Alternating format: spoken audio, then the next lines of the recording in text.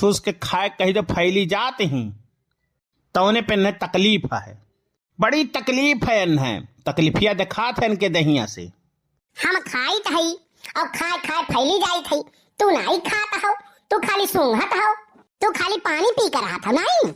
अच्छा हे जीजी चुपाई मारो, झगड़ा ना करो भाई, चुपाई मारो।